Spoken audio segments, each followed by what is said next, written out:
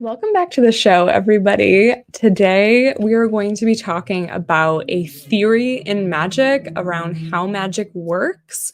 And I'm going to be kind of like telling you a little bit about what comes with the theory, like how the theory plays out in magic, as well as how I have personally experienced this in my spell work, and how to utilize this theory intentionally when you're designing spells, when you're doing ritual, that sort of thing.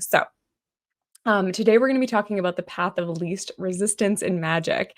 And I just wanted to give a huge shout out to Dr. Angela Puca, who makes amazing, like academic, scholarly videos on YouTube about things like different theories of how magic works, different topics in the occult and paganism and in witchcraft. I really love Dr. Angela Puca's work and really inspires me. I watch a lot of her videos and think about the themes and sort of apply them to my own magical practice. And that's where the path of least resistance kind of came about in terms of me thinking about it, in terms of me going, oh, yeah, like I've read about this before. I've learned about this before. I've been utilizing this. And I just love the way that she kind of sums up what it is and takes all these other occult ideologies that are kind of using that philosophy of path of least resistance, and she kind of crystallizes it into like all of these different ideologies are working with this same magical theory. So the path of least resistance, basically, what is it? It's this idea that in a spell work context or in a magical context, you are going to manifest the thing that has the least resistance to you, or you are going to, conjure the spirit that is sort of in least resistance to you. Or maybe if you wanted to apply it to deity work, you could say that you are probably going to make contact with and attract the deity that is in least resistance to you, that is sort of most likely to organically occur in your life. Maybe if we're thinking about it from a deity work context, maybe we could think about it in terms of like, because of your natal chart, your natural placements, your natural interests, right? Like your fate, you are probably going to align deeper with this deity and find this deity and connect with this deity long term. And, there's sort of this path of least resistance of finding that deity. So essentially, the path of least resistance is about fate. That's sort of my idea with it. That's sort of my analysis of it. Is it sort of talks about fate and talks about how fate assists us in manifesting. And this has been a theory that I've had for a long time. And I like, again, this idea of the path of least resistance as an occult theory, because I feel like it really helps to illuminate this idea of fate and manifesting with your fate. I'm an astrologer. I'm a Hellenistic astrologer. I work with the underworld. I work with chthonic gods. Fate is something that I feel like has really been a huge part of my spiritual and religious practice for a long time. It's been a part of my worldview. And I think it's really kind of supported by things like Hellenistic astrology and even almost like my work with the underworld chthonic energies and the death deities. It's like I feel like there's this huge emphasis with them, messages from them around, making sure that you live in the way that you want to live on earth. So there's sort of this like, you know, quasi free will message coming from them of like, make sure that you live the way you want to and do the things you need to, and create the legacy that you want to create. But there's also this message coming from the underworld, in my opinion, that is very much like, you are here for certain things. There are certain things that you're sort of proportionally talented at or good at, or certain things even potentially from the deities, from your relationships with gods, or just other things in general that are going to make you better at certain things. And those are the things to take action on. Those are the things to make sure you accomplish before your time is up. There's even some theories in astrology and other types of systems where you have a specific allotment of things that you're sort of supposed to do, and if you're not doing them, either the gods will be frustrated with you, or you won't be protected, or it's a little intense. And I don't want to say that that is how everybody should view their fate. I think that that's a little bit more extreme and potentially toxic or harmful or something like that, right? But there's sort of this idea, no matter how you cut it, of doing the things that you're fated to do. And if you're not, or if you are, right, that could create different impacts on how you experience life, how you live your life, the happiness that you have, or what have you, right? The other things that are involved in your fate need to sort of follow the action steps that you're taking. So all of this really does relate to the idea of least resistance, in the sense that you are obvious, if you are naturally sort of inclined towards something, you already don't have as much resistance to that. Whereas if you were trying to manifest something that was really not not in alignment with your natural gifts or talents, or maybe even like fated allotment of what you were meant to do in career or something like that, if you're trying to manifest something that's totally opposite from that, then you're probably going to have a lot of resistance, and it's probably not going to show up for you. You might already be thinking to yourself, oh yeah, that's why when I did that spell a couple of months ago, it manifested this way, right? And that's, I think, one of the big things that we see with the path of least resistance, is it really helps us to explain how spells manifest. And so, the first idea that I kind of want to propose here, of the ways that you can think about this, the ways that you can use this and start applying this to your magical practice. The first thing is, the more that you do magic on a subject, the better it will turn out. And this kind of plays into another theory in magic around, if something, and it's similar to this one, but it's sort of like, if something is more naturally occurring in your life, then you're probably going to have an easier time manifesting it, right? And that sort of aligns with this idea of least resistance. If it's naturally occurring in your life, it's going to be that much easier to conjure with spell work, or to attract to you with glimmer magic, or do whatever you're doing. So an example of this could be money, right? I think probably everybody listening to this makes some type of money. You probably make some amount of money. Maybe it's not the amount of money that you want to make. Maybe it's not the amount of money that your brother or your sibling or your partner or your parents or whoever make, but you make money. So the chances are, and maybe the frequency of it can add into this too. Like maybe you get paid every 2 weeks, right? So the frequency of that can adds into this probability example. So if you do magic for money, let's say you make $2,000 a month on average, right? If you do a spell for $2,000, that's probably going to manifest pretty easily for you, because you already make that amount of money every month, right? So there's really no resistance to doing that. Whereas, let's say you make $2,000 a month, right? And you want to manifest $4,000 that month.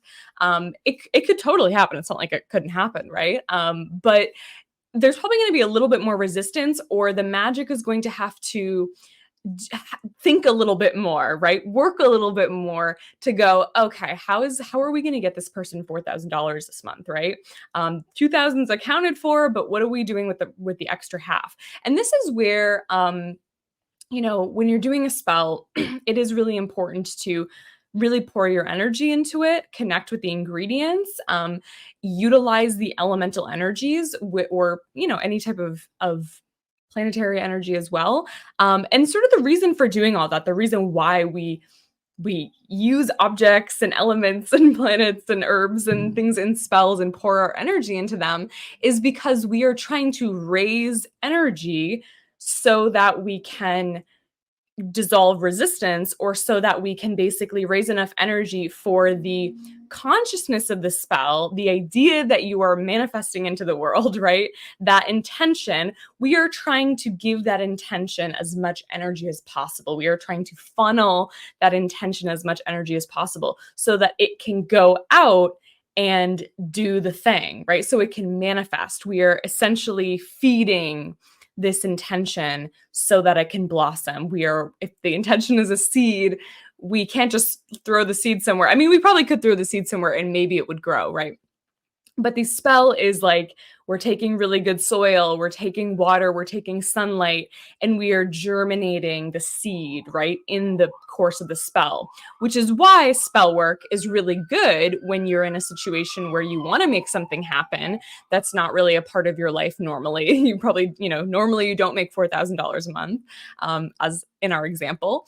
But a spell is a great way to attempt to do that or to increase your chances of that or to just manifest that period, because you're essentially taking the seed and going through this whole process of germination in the course of the spell or ritual. And that is what spell is. So it might be worth it for you to remember that when you're doing the spell and thinking to yourself, okay, how can I feed this spell? A lot of different magical traditions and practices will offer things to the actual spirit of the spell or the intention itself. Like, for example, maybe putting out a glass of water or some coffee or another type of like food offering or libation near the spell as an offering to the spirits that are helping you with this as well. Or you could think about it just as like you feeding the intention of the spell. Sometimes that can help or can push your magic forward a little bit. But another consideration is just, okay, how probable is this thing in my life in general? Like, how probable is it that I'll make $4,000 this month, right? And you have to like do the math, right? We don't have to like be doing statistics or anything like that. Like, that's not what I'm suggesting. But what I'm suggesting is sort of thinking about, okay, like how much spell work might be needed to dissolve resistance, or is there anything else I can do to dissolve this resistance and potentially increase the probability? Like maybe you want to do a couple rounds of EFT tapping around this idea of making more money or inviting more money into your life, right? That would really help to dissolve some resistance, and you could see it as working with the spell in that way. If you do that over time, like if you do that every day for 5 months or whatever, you can really see how that could long-term dissolve so much resistance that every spell, let's say you do a money spell and you slowly increase the amounts, you could really shift in a couple of months through EFT and your monthly spell work, how much money you make. And it can have this sort of snowball effect where you go, okay, so I started out with 2,000, we worked up to 4, now we're at 5, now we're at 6. And now, like compared to the 2,000 we started with, I'm making 6,000 a month. I'm so good at doing this. And the resistance towards making more money, increasing your income, whatever it is, just wanes and wanes and wanes and continues to dissolve because of all the work that you've done to dissolve the resistance. I hope this is making sense, right? So another way that you can work with this idea of least resistance, or you could kind of like intentionally plan for it, is this idea of like working with astrology and spell work. So let's say you're having a transit, like a really positive transit, maybe Venus or Jupiter is transiting your natal 10th house, right? Your house of career, your house of legacy. We have to kind of keep this in mind when we're doing spell work. Let's say you do a spell for success, maybe in all areas of your life, or you do like a glamour spell to draw in fruitful opportunities in your life. You have to remember that because you're having a benefic planet transiting your 10th house, naturally expanding and providing you with good things and positive opportunities and new positive things in that area of your life in terms of potentially career or legacy or public image or any of that, right? Any of those themes, that your success magic that you're working, your glamour magic, your money magic is probably, because of this idea of path of least resistance, it's probably going to manifest in that area of your life. So using that and going, okay, I'm having a transit to my 10th house. This is the perfect time, even if you're not really like, and I would argue that I almost said like, even if you're not really feeling it in your life, I would argue if you're having a really positive transit to your 10th house, you'll probably feel it. You'll probably feel extra lucky, or like you're already getting opportunities or things are happening, right? Like that's probably just, it's kind of like that as above, so below idea. It's like, you're probably already going to feel that. But it might just be a good time to focus your spell work around that idea rather than, for example, focusing your spell work around like love or something. Maybe what will happen is you attract somebody through public image or through career, or you'll do a speaking engagement and you'll find somebody in the crowd that wants to date you or something, right? So I'm not saying that it's not going to happen and you shouldn't do spell work when there's not a transit that supports it. However, I think it's really important to understand the transits that are applying to your natal chart, how the transits are affecting your natal chart, so that you can use that as sort of another way to already dissolve resistance. If you're having a really positive transit to the second house, the house of the things that support you, monetary things, often physical items, resourcing, right? That's the second house, income. Then obviously that is a great month, or however long the transit is. That's a great time period to do money magic. And there you already have less resistance in that area of your life because of that transit. Alternatively, if you have Mars or Saturn, or maybe like some type of more complicated aspect that is involving your 10th house or your second house, right? Money, career, all of those things. There might be this natural resistance that is built up in that area of your life. And maybe your spells will have to be that much more powerful, or you'll have to sort of maybe do like a 7-day candle spell where you're lighting the candle on a daily basis. You're working with that energy. You're pouring your energy into it. You're giving offerings to the intention or to the spirits that are assisting you. And there might be a little bit more that you have to do in order to dissolve the resistance that a Saturn transit or a Mars transit or something like that is providing in your chart. I would suggest those are times of your life where there's almost this sort of sacred quietness, or potentially some like tearing down of previous foundations and structures that might need to just be broken down before you can have new stuff.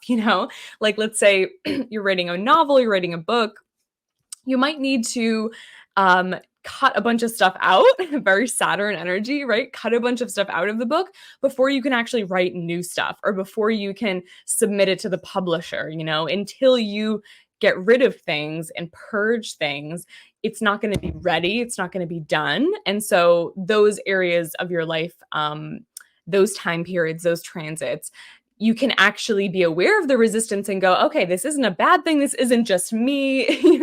You can say like, okay, this is just what's happening right now. This is just my fate. And maybe I can lean into it in a way that makes me feel in control of the situation, right? If you have Saturn, a Saturn aspect or a Saturn transit that is making you feel like your career is really slowing down, and there's that almost sacred pause, that period of winter, that's sort of a way to think about Saturn. There's winter happening in that area of your life. Thinking about, okay, how can I be quiet here? How can I settle in? How can I do my cleaning out, I almost said spring cleaning, but we're talking about winter. Gotta get my analogy straight. But like, how can I work with this energy that is going to be in least resistance? I think, talk about resistance. If you're like, I don't care that Mars is here, I'm still going to do magic around this area, right? And Mars has this inflaming quality in particular. So he's kind of an interesting one where maybe you would just want to sort of settle into this idea of how can I flow with this? How can I cut out the things that I might need to cut out? How can I reduce inflammation in this area of my life rather than creating that through action and that sort of thing? Yeah. And it's complicated, right? Because I think that sometimes with Mars, he does, especially when he's angular transiting my chart, he does make me want to take action.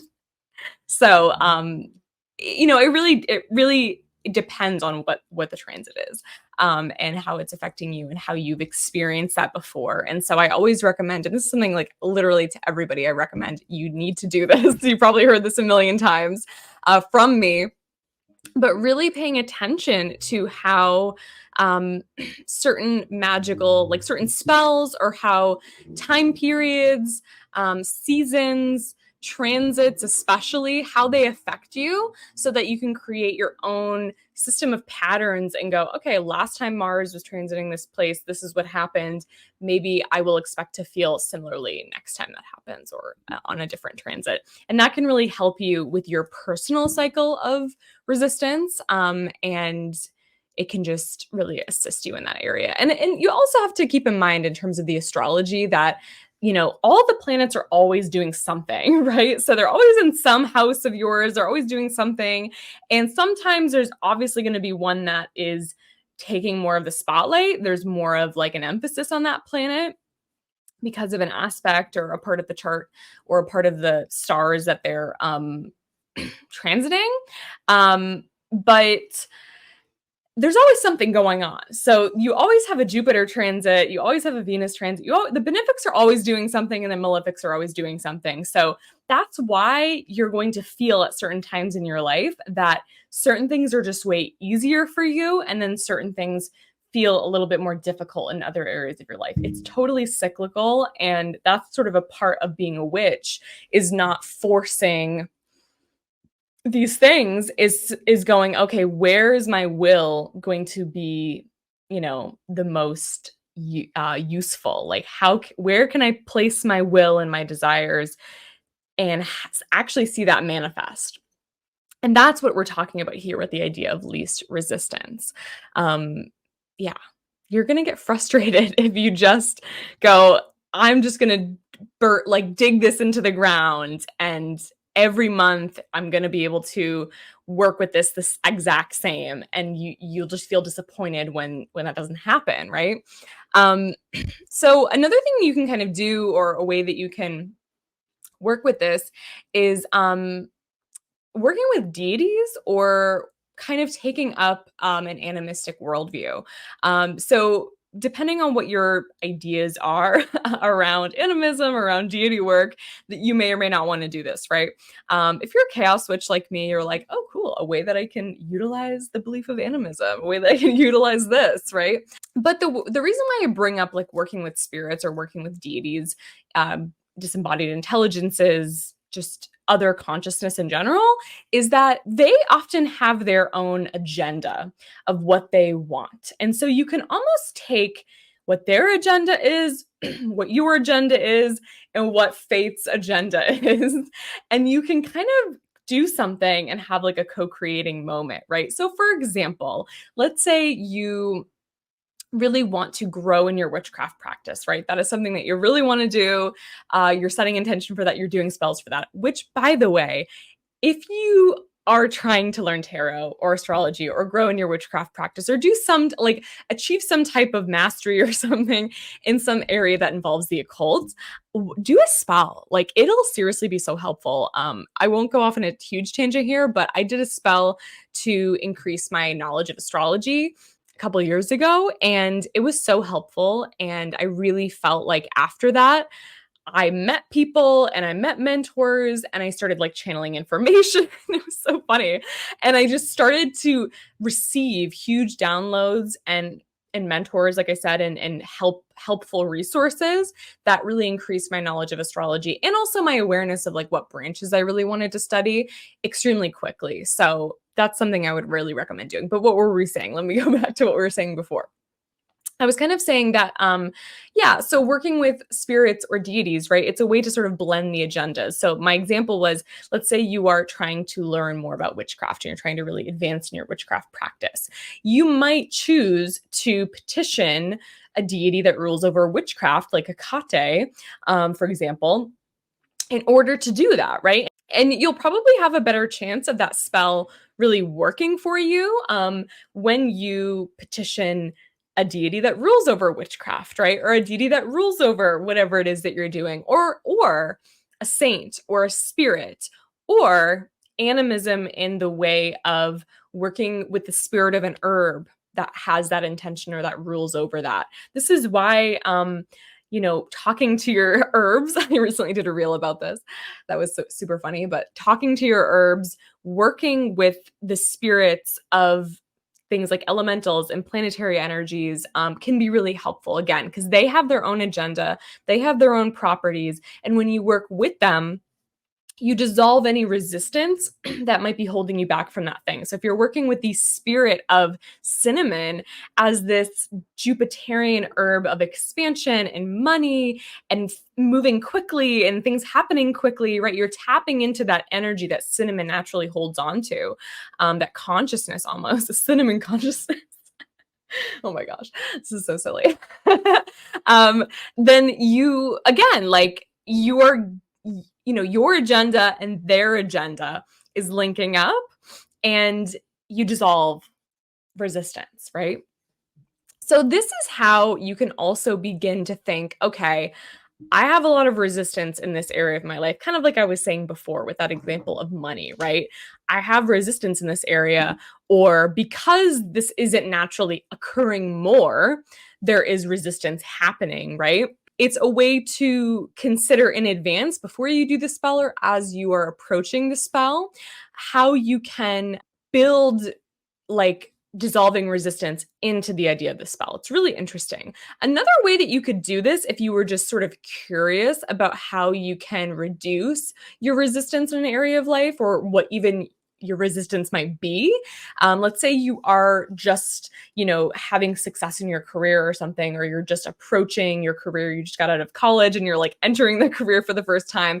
And you feel like, okay, because I'm new at this, there might be some resistance, but I'm not sure exactly what that looks like or something.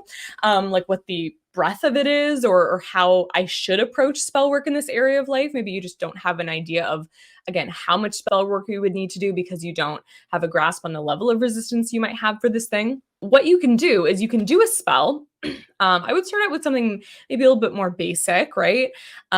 Straightforward, powerful, of course, but it doesn't have to be this huge ritual or this huge timeline jumping thing or whatever. It can just be like a candle spell with some herbs, and you're connecting to the herbs, and you don't even have to cast a circle, right? You're just doing some type of like low candle magic. See what happens, right? See if anything manifests from that. I'm sure things will, right? See what happens from that. And then from the results of that spell, you can start to gauge what future spell work you might need to do on the subject. It's sort of like your test project. It's your test spell. And it can help you grasp, okay, let's say, for example, again, you just got out of college, you're entering the career field, you do a spell to get a job. You don't have a job yet, you get a spell to do a job in your career. If it takes a while for the spell to manifest, or for example, let's say you get a job, like an entry-level position, and you don't love it, and it's not like the best thing ever, and a couple months later you find yourself going, okay, that spell worked to get me here, but now I sort of know, okay, now I know what I want. And now I know that in order to maybe jump to the next position, I might need to, do some EFT tapping, do this, do that, create a spell work system for something, and you can kind of work from there, right?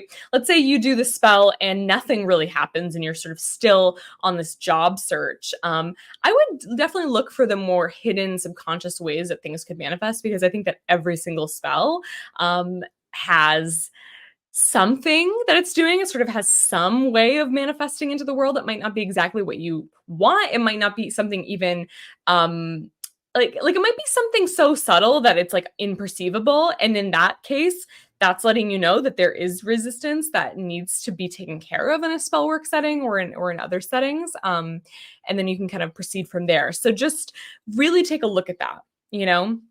And then there's other things, like there's other factors that could play into maybe the spell not being as powerful as it could be. And so you want to sort of look at those in ordinance with what we're saying about resistance.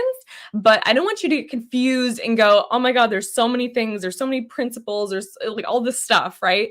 But just sort of work with one thing. If you were doing the spell as a test spell to see what resistance you have, or what might you need to work on in the future, then that intention is already built into this idea, and it's probably going to be really easy for you to reflect on the spell with that in mind, right? Without taking into consideration all these other factors that might be coming in, because in your paradigm, in your spell work paradigm right now, the biggest thing that you are looking for is the evidence of that resistance or not. So we have to just view everything from that perspective, if that makes sense.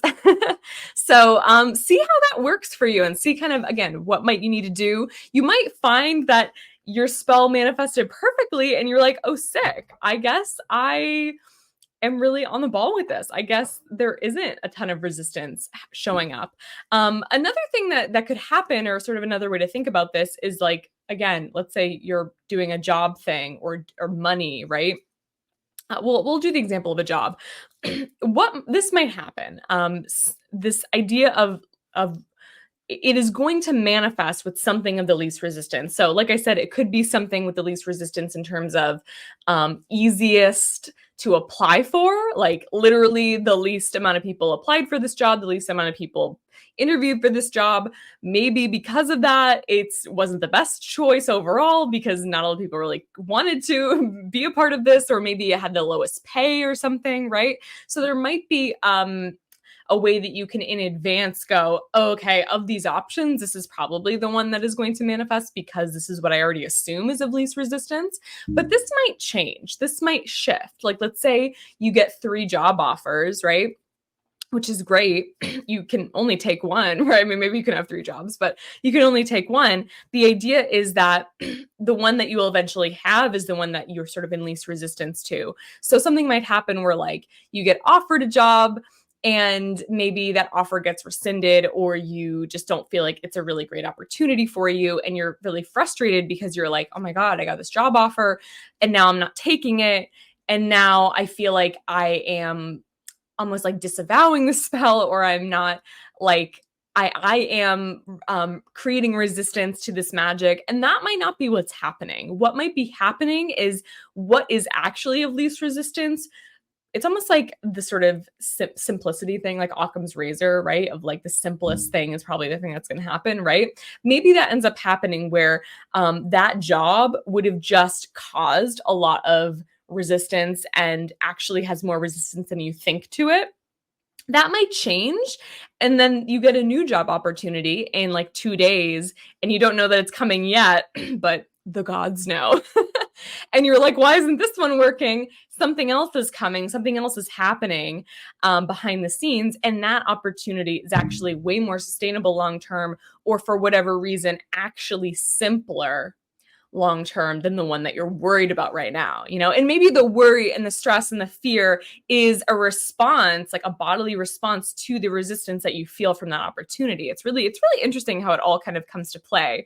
So let me tell you some stories and some examples that I have of like this coming into my life. So I have so many examples because I think it's something that can be palpably felt in every spell.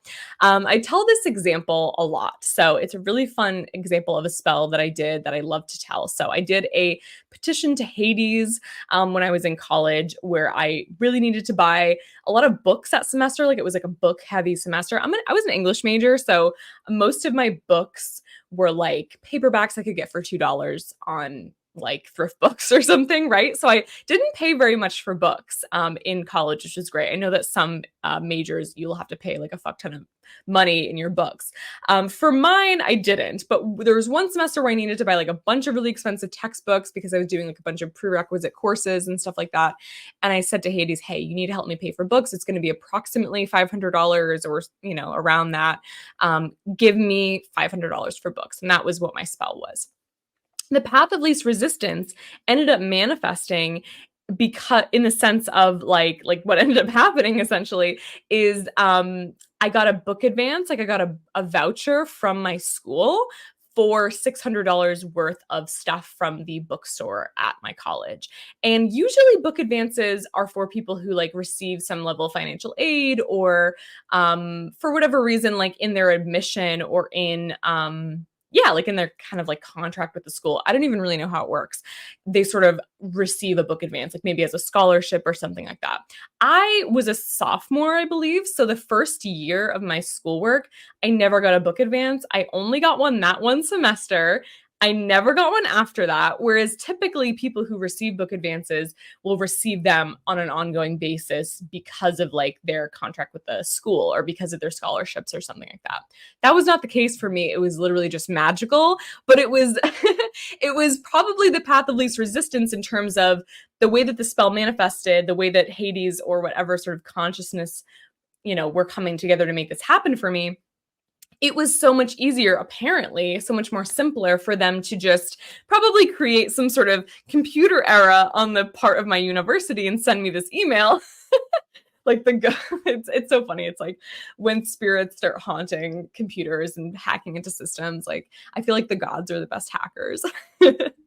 But that was the easiest thing than it was for me to make an extra $500 to allocate for books, which I think is funny, right? So maybe in that example, again, that's kind of what I mean by understanding maybe where the resistance is. That was the path of least resistance. Money at the time had more resistance to it, which is why potentially it didn't manifest that way. So from that spell, I could go, okay, I might need to work a little bit more on money magic and potentially my resistance to money, and I can do all these things in regards to money because my spell around money did not actually manifest by me receiving money. It was sort of more about me receiving this voucher, this sort of non-current currency related advance. It was so interesting. Anyway, that is one of my examples of this and sort of how I could potentially delineate where the resistance was in my life or my spell work and account for that in the future. Another example is something that I did this year. So this is a great example. Actually, this is an example that it's sort of an idea that I have around how you can dissolve resistance using this method. It's not the only idea I have around it. I already kind of talked about some of my ideas with it, like using astrology, working with deities, working with spirits, like everything I just mentioned. But this one might be a great idea for some of my more advanced practitioners who want to try this out. So, binding yourself to an intention through blood, through bodily fluids, through something like that, is a great way to connect yourself to the thing that you really want.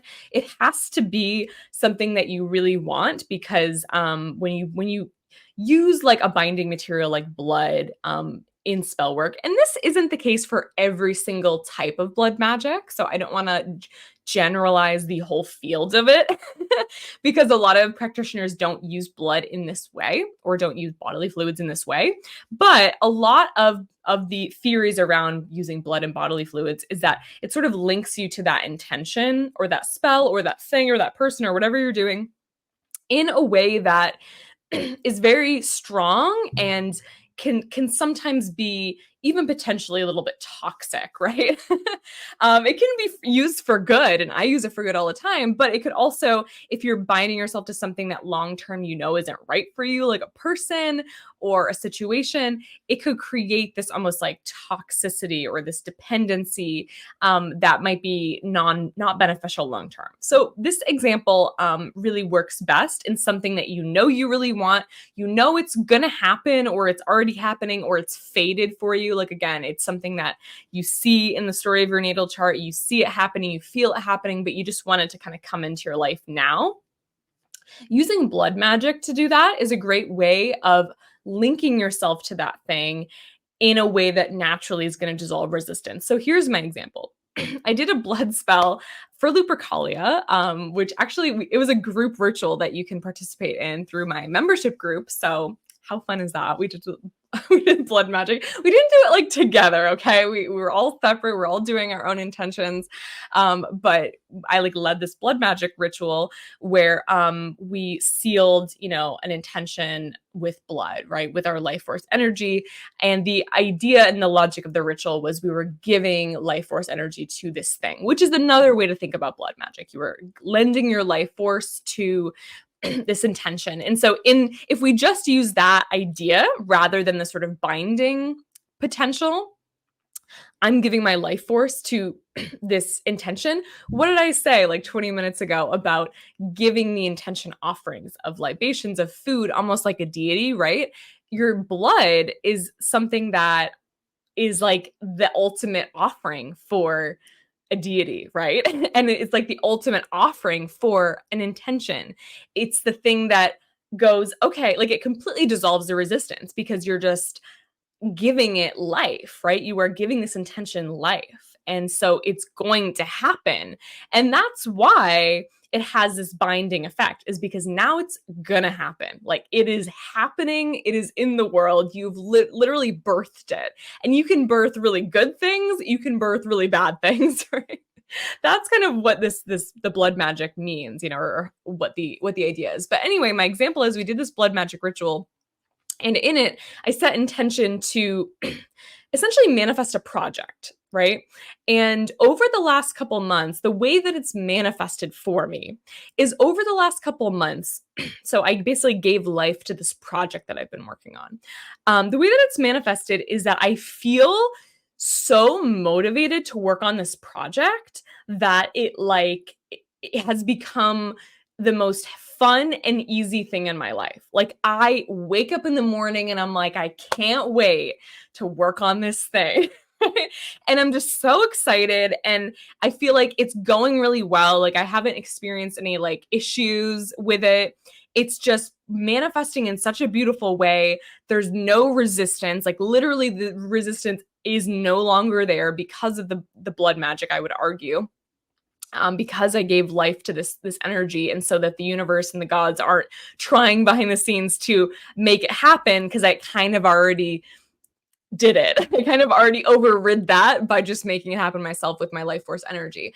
So that is a way that if there's something, again, you really want it, you are totally ready to take responsibility for that thing. It is now your little pet. You have birthed it into the world and you are ready to take responsibility for it, and however it manifests in your life, good or bad, then blood magic might be an option, or some type of bodily fluid magic might be an option for you to quite literally give that thing life and reduce the resistance to it. Sex magic is similar, right? You are using your body, you're using your orgasms, your cervical fluid, your like whatever, right? Your natural lubricants, semen, et cetera, to bring this thing into the world, right? To sort of create the sense of birth, the sense of release, life force energy. So sex magic could also be a type of magic that could be better suited for things that have a lot of resistance around them for those reasons. And you could kind of think about magic in that way, of things that have maybe the less resistance, working through power, and the things that have the most. And so when it comes to magic from the self, magic from you, from your life force, from your will, things like sex magic and blood magic, right? I mean, Aleister Crowley was all about the will, and he was also all about sex magic and blood magic, right? So it is really interesting. Or you could, if that's not really in your practice, working with deities that rule over those things, working with saints that rule over those things. I did a spell for a member of my family to get a job in a certain industry that they really wanted to move into. And I worked with Saint Joseph, who is sort of this patron of families and assists with helping members of the family, especially the immediate family, right? With things like income or things like employment, right?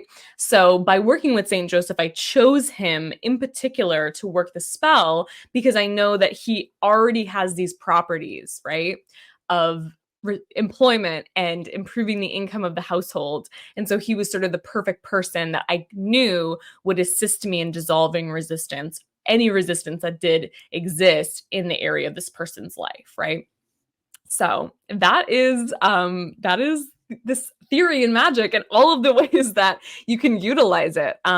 So in conclusion, right, I want you to use this idea, use this theory to make you feel really good about your spell work, to make you feel in control of your spell work, to enhance the things that you can enhance, and yeah, enhance the probability for things that'll naturally like enhance the probability of things that in terms of how it could naturally happen, right?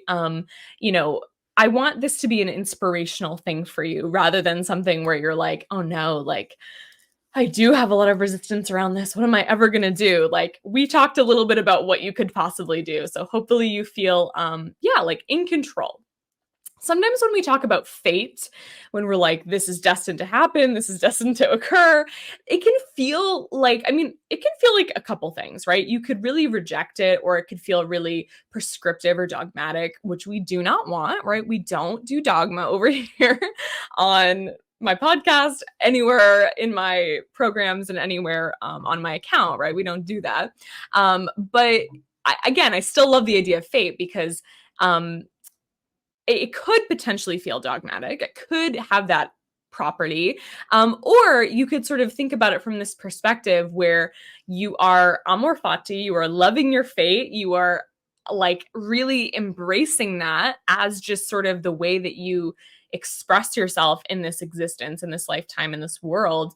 And you can actually do magic that more naturally inclines with who you are, what you are here to accomplish, or what your natural gifts and talents. And you know, it's almost like your base stats of a video game, right? Like your fate is like your base stats, you know, and you can obviously take like you know, potions and whatnot in the game, like literally, and then also in real life you can also take potions to change this. You know, you can do work around shifting those things, but you know, if you have really good attack stats, then you're probably just gonna be more of a warrior kind of archetype. You know, you're gonna have a better time floating into that archetype than you do if you had a different type of base stat, right?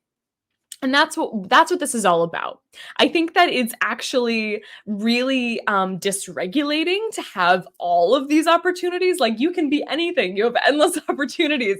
I mean, that's fun, right? And cool. And we love that. But it really only matters for the things that you care about. Not everybody like you, it's not possible for you to do everything in the world. And I don't think you actually want that. So I think that when fate can be really liberating is when we go, the things that I want, the things that I care about the most can be so, can happen. And that's amazing, right? And I think we need action. We need to like have this self-confidence and you know, courage in order to even do that, right? Because there is this scheme in fate where you are not actually living your fate. You're not actually in alignment. Maybe there's this rejection of it or whatever it is happening. And there's actually, you know, there's this scheme. Essentially what I'm saying is there's this scheme where you could actually be ignoring your fate or not aligning with your fate. And that is sort of also, you know, this thing that the gods view or whoever views as a negative or as like, oh my gosh, you need to start taking action and, you know, working on your fate, right? Anyway, without making this into a whole conversation about fate, I hope this was really inspiring for you. I hope you will use it. I hope you will work with this idea or just reflect on how this has impacted you in the past and how it can impact you in the future. So feel free to, you know, as a journal prompt, just kind of go over some spells or maybe a most recent spell that you did. Consider how it manifested. Like pick one that's already manifested. Consider how it's manifested or how it's manifesting so far. And consider like, how is that the path of least resistance? What other options could have potentially happened?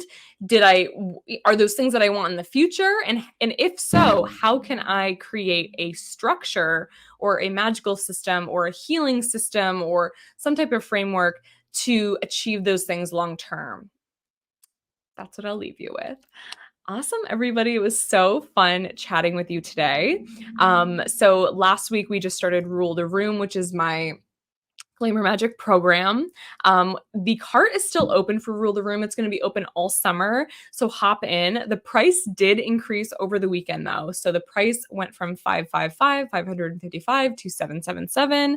I do have payment plans available for you. I have 2 different types of payment plans available for you if you want to hop in. You can also pay in full, of course. But Rule the Room is my glamour magic program. I teach the principles of glamour magic throughout the whole summer, so you can start applying glamour magic to your magical practice. You can start actually, utilizing the themes of glamour and seamlessly working them into your daily routine so that you can manifest things like jobs and extra visibility in your career or on social media or whatever you're doing, right? People looking at your projects. If you're an artist, glamour magic is really great of getting people to look at your work and notice you and become seen and have have the chaperone effect of oh my God, people are noticing me finally, right? It can be really useful for attracting things like friends, people, aligned lovers, or aligned just people and situations in your life in general. It can also be used for protection and evil eye deterrence. That's a big underrated glamour magic usage, is mastering kind of evil eye and programming that into your glamour magic, because obviously if you're doing magic for visibility and people to see you, you want to make sure that you are inviting the wrong people to look at you and perceive you and actually think maybe negatively of you or something, right? So you want to make sure that you're programming evil eye deterrence and that sort of thing into your glamour magic. So we're going to be talking about that as well. And yeah, we're just literally spending the whole summer doing glamour rituals together, as well as learning about glamour magic. So it's super fun. It's a super in-depth program. There's so much research, so much of my personal experience in there, and so much of the system of glamour magic distilled for you into really easily consumable videos and classes and material that you can then directly place into your magical practice so that you can get results. That is my goal for the program. That is why I created the program in the way that I did. And when I teach a specific system of magic, that tends to be my goal, is I want you to actually be able to apply it into your practice and not be an armchair occultist. And then I want you to, and make it your own, right? And then I also want you to achieve the results that you desire from that. So whenever I teach a magical practice, I keep those things in mind. I keep self-sovereignty in mind, and I keep results in mind. So come and join Rule the Room and come along for the glamour magic ride. All right, everybody, we'll talk super soon. Hope you had a great time watching this or listening. Bye.